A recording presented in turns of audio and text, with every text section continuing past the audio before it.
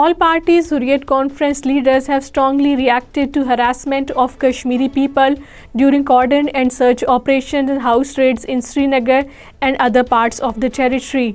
All party Hurriyat conference leaders including Abdul Ahad Bara, Muhammad Salim Zargar, Bashir Ahmad Andrabi, Yasmin Atai and Dr. Musab in their separate statements in Srinagar said the continued search operations and summoning of the youth to the police stations are being used as the harassment tactics by the Indian forces in the territory.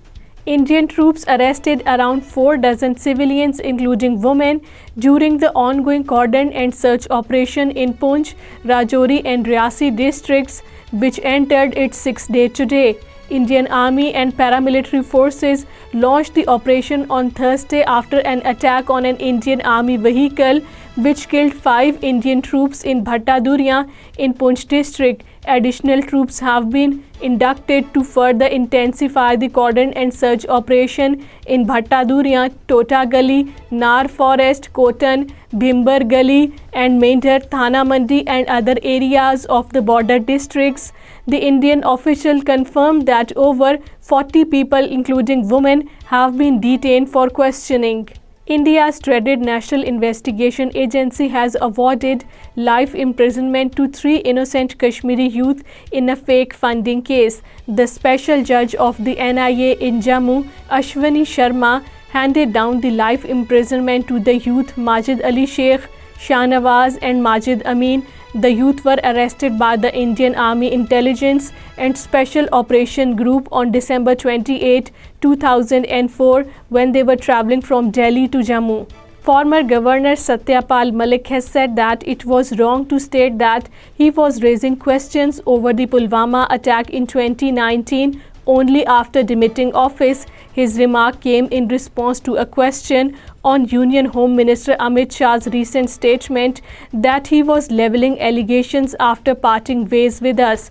40 Central Reserve Police Force personnel were killed in an attack on a convoy of Indian troops in Pulwama district in February 2019.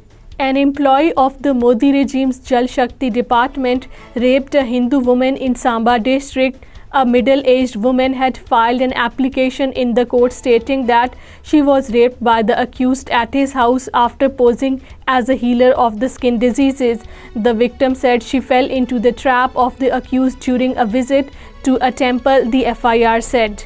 Congress Chief Waqar Soolwani has said that the former Governor Satyapal Malik's recent disclosures with regard to the 2019 Pulwama attack have exposed the BJP's fake nationalism and demanded an inquiry into the incident. Wani, talking to reporters at the party headquarters in Jammu, said after Malik's recent sensational disclosures on Pulwama attack that claimed the lives of 40 CRPF personnel in February 2019, people are thinking who was behind the deadly incident which might have been done for the election benefit. Congress Working President Raman Bhalla has said that the unemployment and inflation is all-time high, which has pushed the people towards starvation, and the financial health of the people is getting worse with every passing day.